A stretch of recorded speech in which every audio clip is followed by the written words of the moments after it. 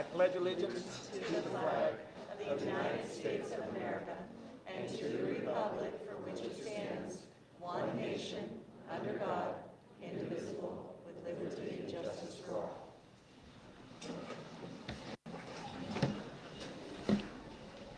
Oh, I'm sorry. I put my pen. The chair asks for approval, motion to approve the agenda. I'll make a motion to approve the agenda. I have a first. Do I have a second? Second it. Okay. I have a first and a second to approve the agenda. All those in favor, please say aye. Aye.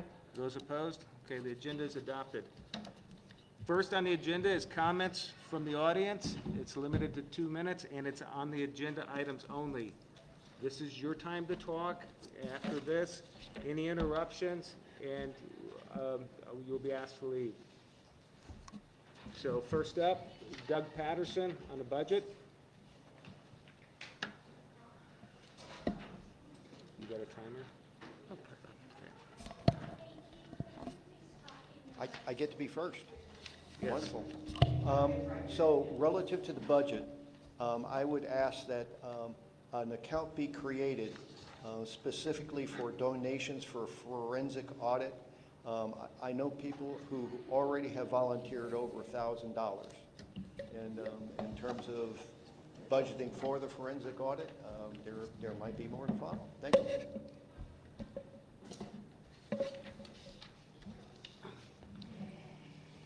Next is Maureen Patterson.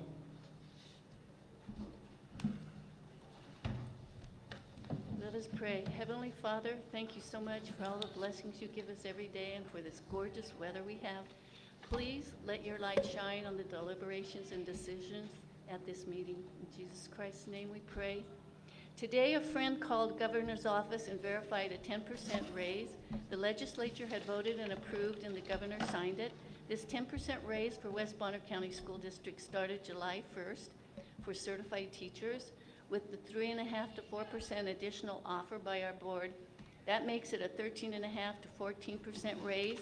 Additionally, there's a 9% increase in benefits, which the district is paying. For those complaining about concern for students, asking more seems to be carried away. I compared last year's wages of certified teachers in West Bonner County with Lakeland School District and found 60% of our teachers were making the same or more without taking into account the longevity stipends. Lakeland mean household income is $65,000 approximately. Priest River mean household income is approximately $45,000. By the way, the $20,000 claimed at many of the meetings to return the ELA curriculum was really only $1,560.55. I have a copy of the receipt. Thank you very much. Okay. Next up is Whitney Ehrman. Can I start while I'm walking? I want to get over there. Cool, thank you. I walk slow.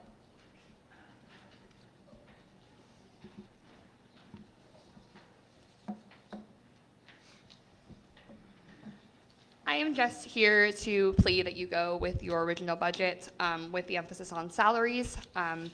Ms. Patterson's information is incorrect. You have to take into account that we are only funded for so many positions. We've talked about that a million times.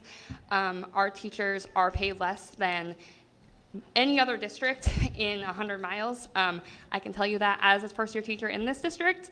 And there is nowhere to live, and some of our teachers are driving 100 plus miles to go to school. I was driving 90 miles a day for my teaching position because I love this school and I'm passionate about our students. I wanted to retire here, and that is not possible for me now because I can't afford it and other aspects of my life.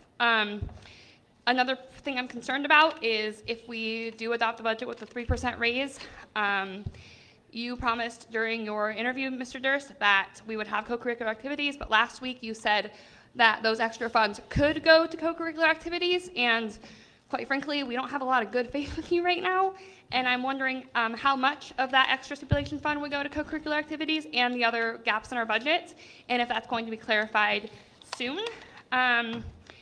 Pay your teachers. You guys talk about test scores, you guys talk about all these things. this 10% raise really is nothing, and it's already what we were planning on. And this change of tune is really frustrating, and our budget was directed by our incredible business manager that has done nothing but defend you guys, and has done nothing but fall under your directives. And I don't know what changed in the past month that these allegations are towards her, but go with the budget you guys already looked at. It's our teachers deserve it, and our kids deserve it. Thank you.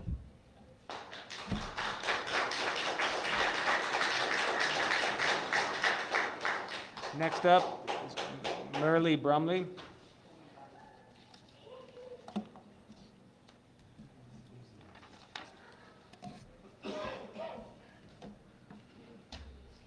As we seek to approve the budget for 2023-2024, I would like to address the largest amount of it, teachers' salaries. I quite frankly have been appalled by statements and tweets I have heard and read in the last week. Trustee Rutledge states teachers aren't worth a raise, and Mr. Durst tweets, anyone with 2 years of college, I'll give you a job. I don't believe this goes along with my definition of good faith bargaining. I have 3 grandsons who attend West Bonner County schools. They are guaranteed by the state of Idaho an education. Apparently, they are not guaranteed that education by Mr. Durst and Trustee Rutledge. It is my understanding that part of the district's 5-year plan was to recruit and retain high-quality teachers. This plan was overwhelmingly applauded and embraced by the board when it was being presented to the public. Now it seems to have been tossed aside in favor of the who cares approach. How can you complain about test scores when you want to have less than optimum instruction? At negotiations on Monday, July 10th, Jared Hughes made an excellent presentation. I am sorry that his presentation wasn't seen by every patron in this district. Like Jared said, we pay Mr. Durst, who has no experience or credentials, the state average salary. Why do the teachers deserve less? In my opinion, there is no reason why the district is choosing to treat the teachers this way.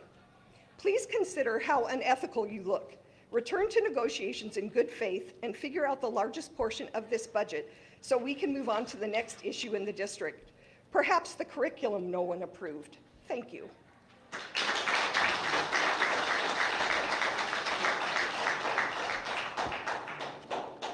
Next up is Morgan Strange.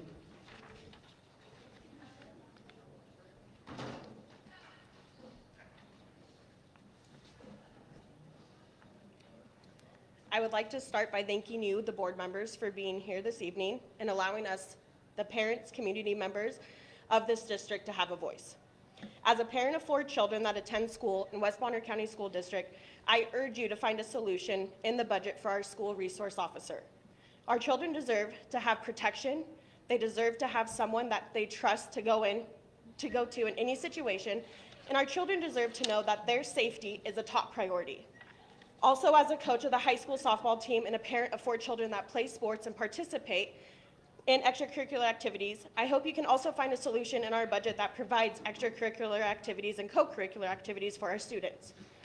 Keith, you recently stood up in front of a group of people that you feel has the same goals as yourself, and you spoke to them about our test scores and how West Bonner County is the lowest across the board in academics.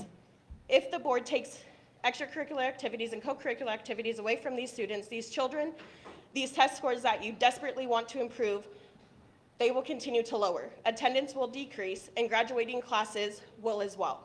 Our students need these extracurricular and co-curricular activities to stay motivated in school, to keep them out of drugs and alcohol, and to give them a reason to stay in school, to get good grades, and to strive for the academic excellency we all hope for them.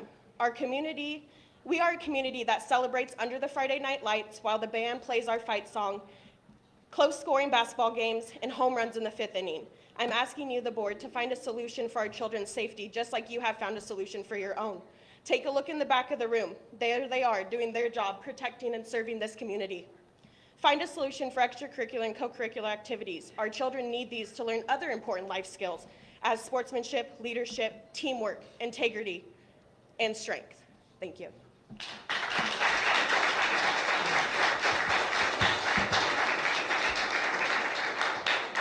Next up is Sandra Brower.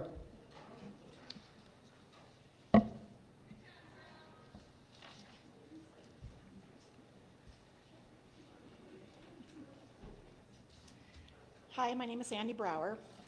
My first topic is the budget. I hope that you guys will do a presentation for us today to account for the information regarding the new proposed budget.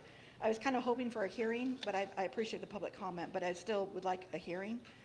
I know that you have allowed public comment, so that's great, but I would like to know the changes for people to understand. You had public comment last time during the budget hearing, and there are people here that actually said they didn't understand what was happening with our budget, yet there's no explanation with the changes, so I would encourage that. Also, I'm curious about, does the beginning balance, where does the levy money collected for the curriculum, where is that located in the budget? For the curriculum that has not been approved by this board yet, even though there was mention that it was approved during a public town meeting or whatever. How many teachers, admin, and support staff positions are budgeted for?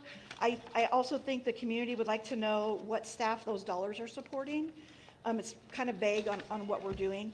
Did you budget for a resource officer? Due to the increased gun violence in our country and the overwhelming number of children killed while attending public schools, not to budget for a resource officer would be negligent at the very least. I hope you'll address this in your presentation if we get one.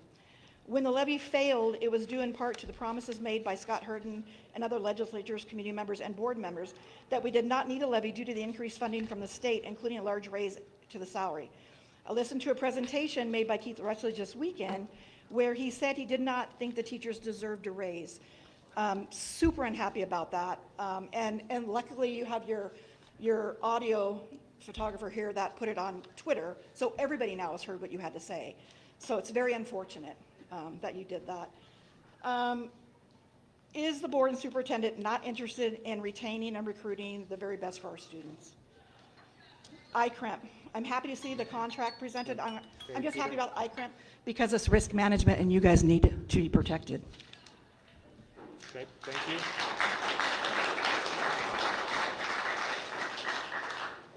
Next up is Katie Alsazer.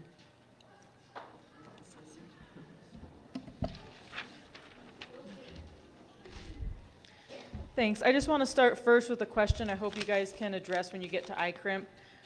Prior, there was rumors made about reducing or eliminating community use of buildings and fields for our recreational sports and other sports due to insurance demands, even though users of it are providing their own insurance coverage. So I was just curious if that had been discussed at all with ICRIMP. So if you guys could just, when you get to that part, address that, that would be great. At the hearing, or this is all we have as a summary statement. I know that Trustee Rutledge and Trustee Brown did not agree with the previous budget, and they said there was things missing and information missing. But I feel like we've gotten less information. And if Ms. Brown needed additional information on the prior one, I don't see here where it doesn't even show where the funds are going to go and what categories and anything that's been changed as to the subcategories. I agree it was a large document, but I did work through it, and here I only have the one-page summary.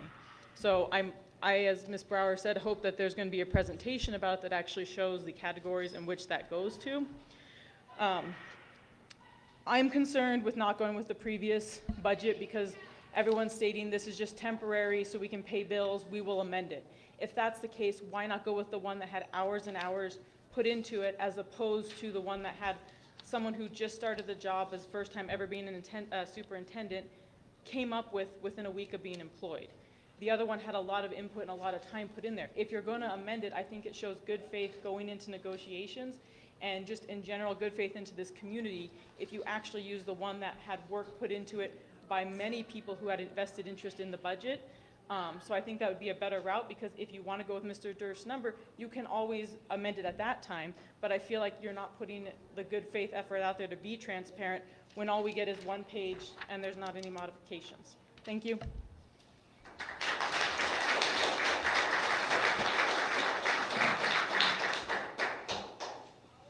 Okay, next up, I need a motion to consideration and approval of the 2023-2024 budget.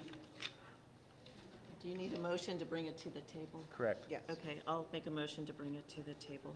Okay, I have a first. I need a second. I'll second that. I have a second from Vice Chair Brown. A first by Trustee Hall. Discussion. I would ask that if Mr. Durst has a presentation to give regarding this current budget, that would be helpful, or is able to answer any of the questions that were brought, that would be helpful before we go further. Mr. Chairman, Trustee Hall, thank you for that, those comments. I would start off by, I appreciate the questions that those in public comment brought forth to help kind of provide some context around where these numbers are coming from.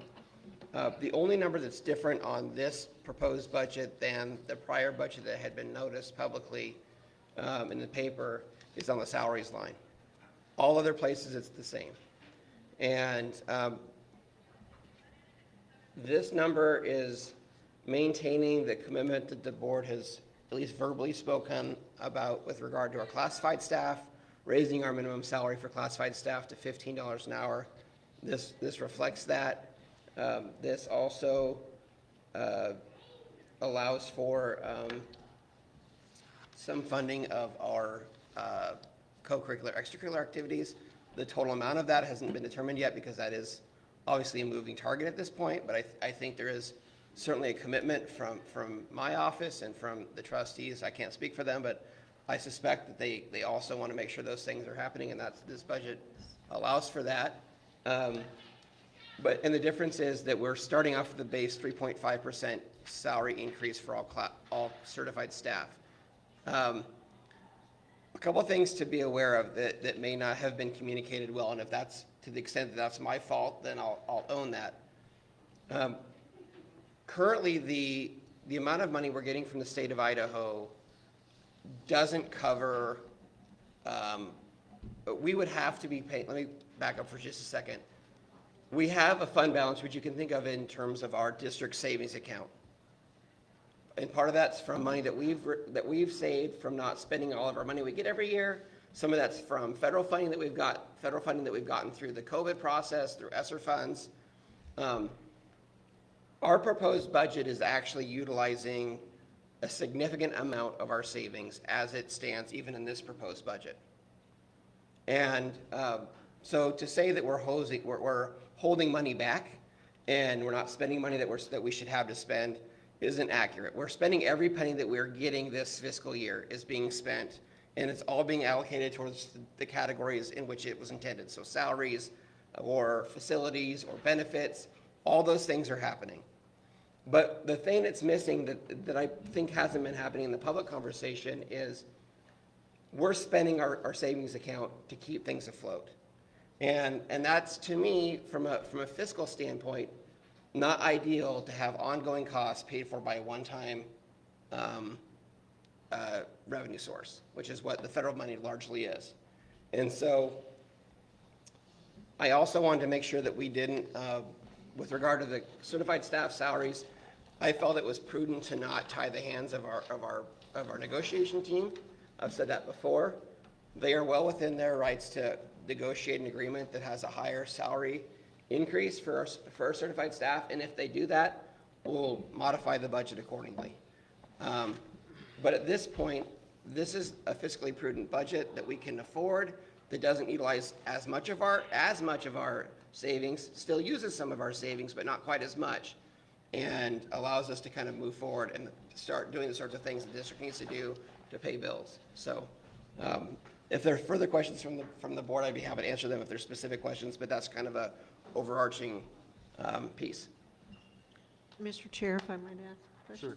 Mr. Durst, so you're saying that this then, these dollar amounts would keep the co-curricular and sports to some degree in? Is it for like the rest of this part of the year, and then January starts like a whole new ballgame, or?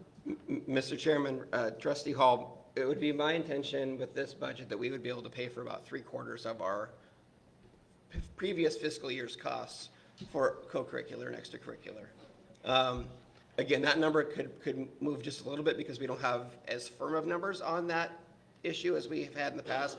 We still have issues around transportation. We have some issues around liability insurance and those sorts of things that aren't entirely decided as of yet.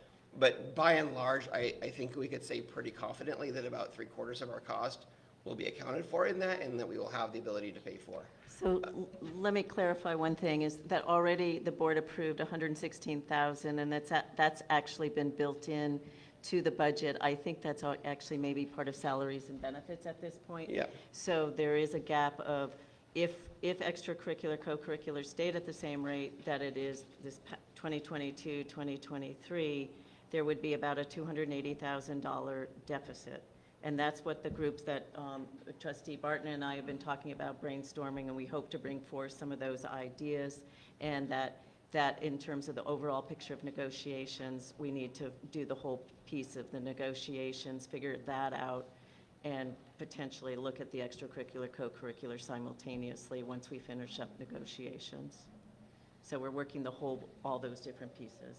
But that's what, right now, based on the spreadsheet that Mr. Hughes, Jared Hughes put together, and with all the numbers, because he's the one that has crunched it, and we've double-checked it, that's where we've got 116 already here. We're looking at a deficit of about 280.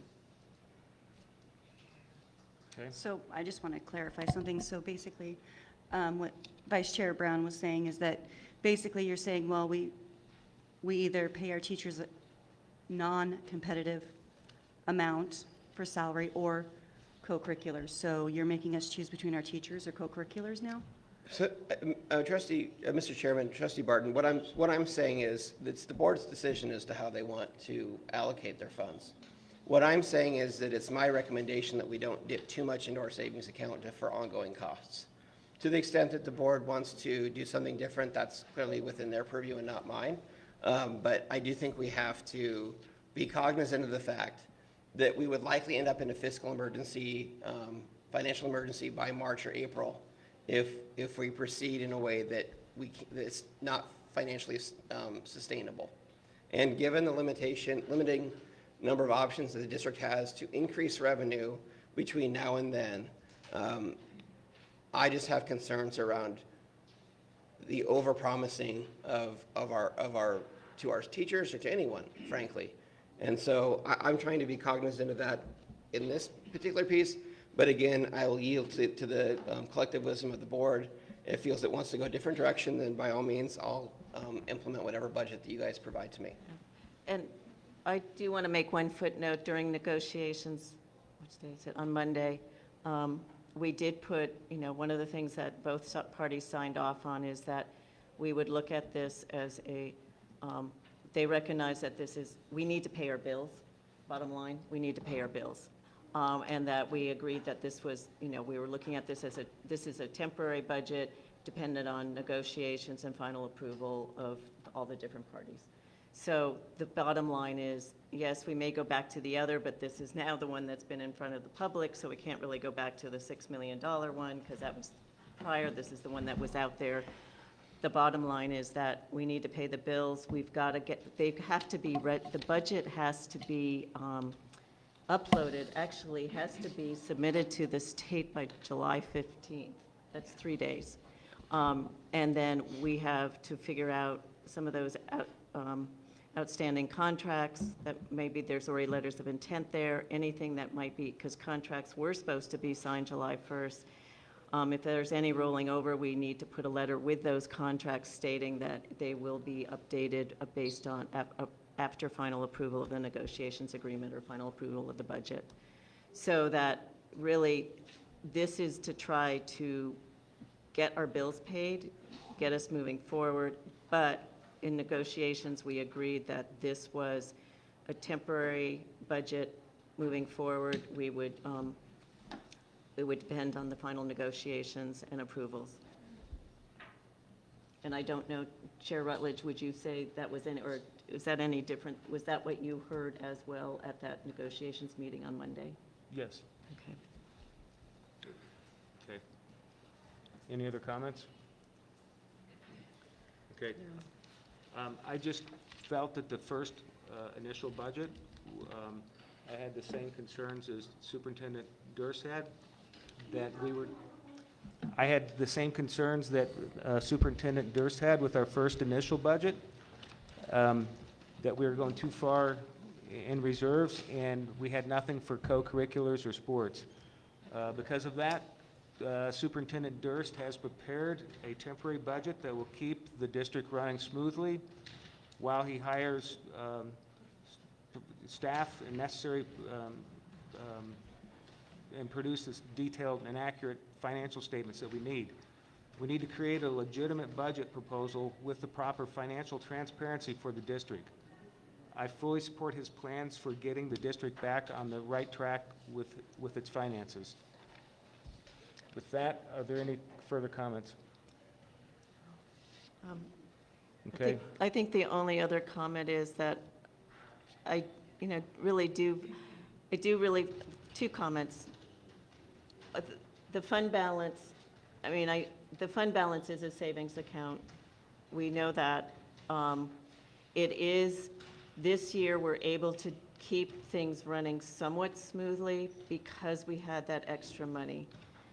The problem is that we don't know if it makes sense to go out in November. That's a board decision to go for a levy, or if we don't go November, then it is actually May. So we have, again, it's a risk.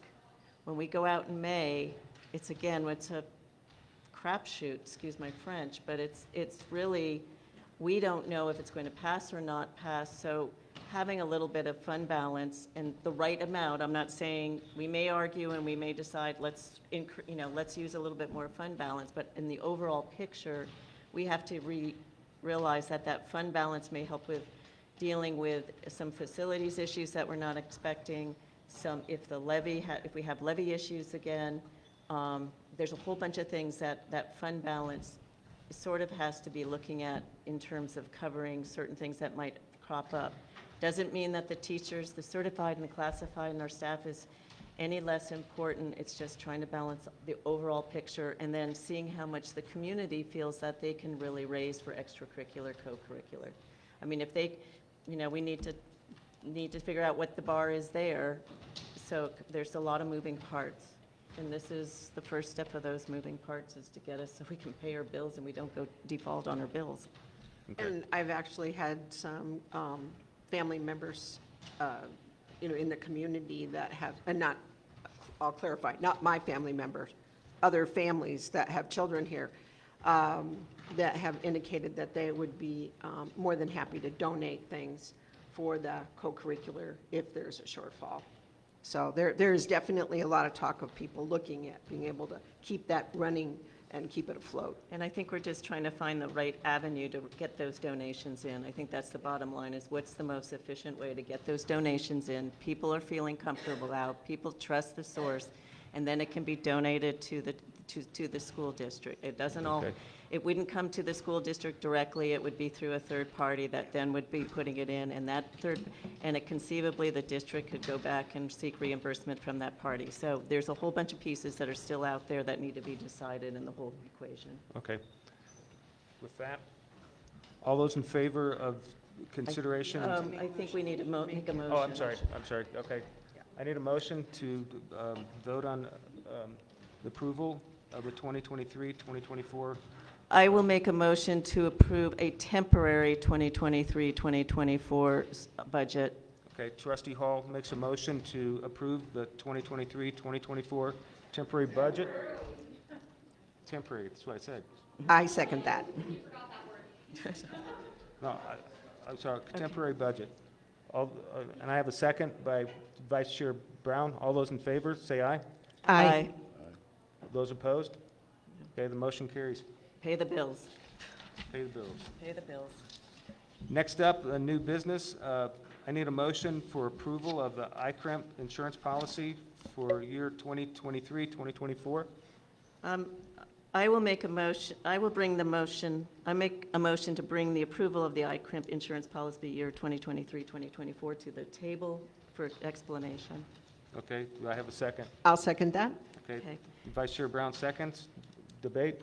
Just to clarify, this is the joint powers agreement that the school district has with this ICRIMP. ICRIMP's insurance plan is the same with all the different jurisdictions, local jurisdictions in Idaho. This is the joint powers agreement that they ask their memberships to to sign. And so that's what I would be making, I would make a motion that we approve the joint powers, approval to sign the joint powers agreement Okay. with ICRIM. Okay, I have a motion on the floor to accept the joint powers agreement, insurance policy 2022 and 2023, 2024. I'll Do I have a- second that. Oops. Okay, trustee Barton seconds. All those in favor, say aye. Aye. Aye. Aye. Those opposed? Okay, the motion carries. Okay, next up on the agenda, I need a motion to bring to the floor approval to change the time and place of the July regular monthly board meeting. Mr. Chair, I'll make a motion to bring the consideration approval to change the time and place of the July regular monthly board meeting. Okay, To I have a the first, and do I have I'll a second? second that. Okay, I have a second from Vice Chair Brown. I want to clarify, I know that the place in July was going to be Priest Lake Elementary School, and I don't know if you want to, I can quickly clarify. The 2023-2024 budget, since it's approved right now, the clock starts ticking for 2 weeks. We can't hold our monthly July meeting next week because in Idaho code, it requires 2 weeks after the approval of the budget, which puts it to July 26th. The reason for maybe suggesting or recommending a change in place is because if we're going to talk about extracurricular, co-curricular, and we are hoping to have a presentation on that, it might be this venue might be a better place to have the venue for that presentation. Okay. And that would be why, looking at it. So the recommendation or my motion would be, or the suggestion would be, is to change it to July 26th, same time, 6 p.m. here at the high school cafeteria for the reasons stated. Okay. Do I have a motion to change the location to the high school cafeteria, July 26th, What day is the 23rd? Wednesday? It's a Wednesday. It's a Wednesday. It's no different, just 2 weeks out. We're looking for a motion or a second? No, I'm making a motion. Okay, I'll make a motion to go ahead and change the time and the place for the regular July monthly board meeting to the Lamana High School on the 26th of July. Okay, do I have a second? I'll second. Okay, all those in favor of the July 26th date and place of the Lamana High School, please say aye. Aye. Those opposed? Okay, the motion carries. Next up, I need a motion for consideration and approval of fuel bids to bring to the floor. I'll make a motion to bring the 2023-2024 consideration and approval of fuel bids to the floor. I'll second that. Okay, I'm asked Brandy, our board clerk, to come up and make a presentation on that.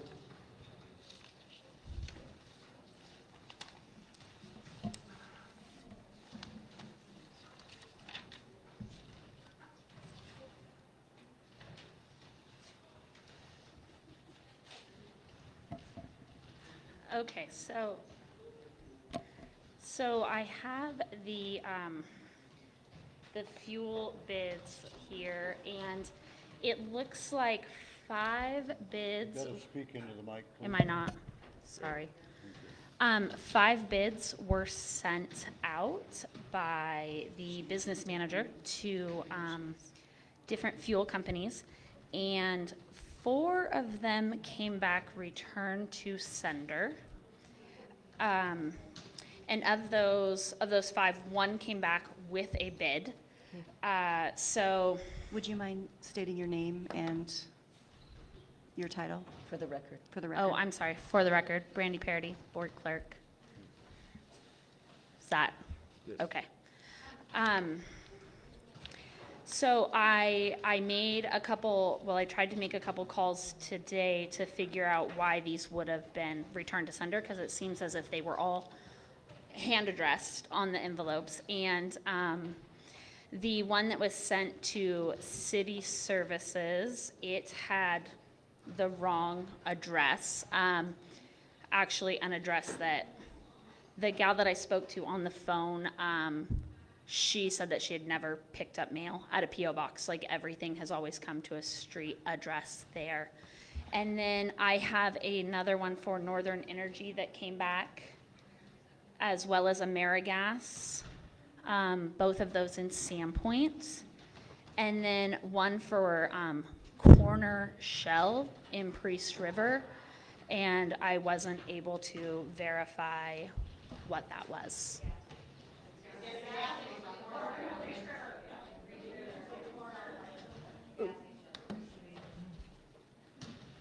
So that's what I have. The only bid that I have here that came back was from the Co-Energy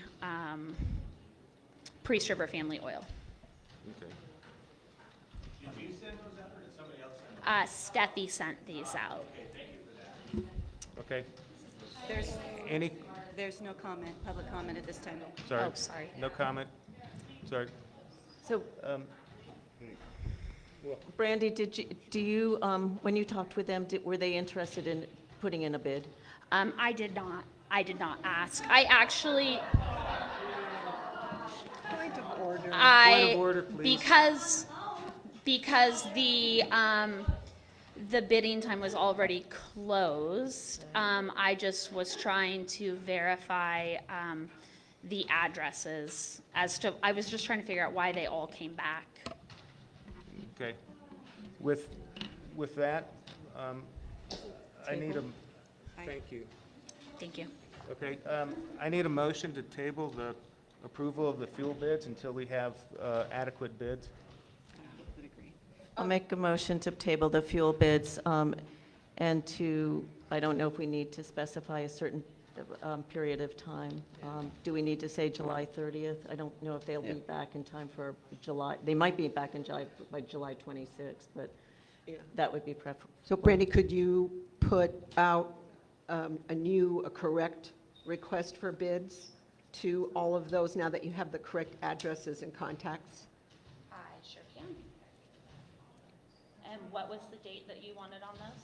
The 26th, if we can get them back by then. Well, if we do get it by the 26th, we won't be able to post them, so just say July 30th, and then hopefully we can, we need to have them, How about July 31st? That's the last day of the month. that sounds better, thank you. And that's a Oh, yeah, Monday because also. it's Sunday is the 30th. July So the last day of the month is July 30th. And then we can have them for our August meeting. Okay. Thank you. Just because we need to be able to post them so people can see them. Okay, so I have a first to table them. Do I have a second? Second it. Okay, Troy Rambo, seconds. All those in favor of tabling the fuel bids until we have adequate bids, please say aye. Aye. Okay, that's tabled. I make a motion to adjourn? I have a motion for adjourn. I'll second that. Okay, meeting adjourned.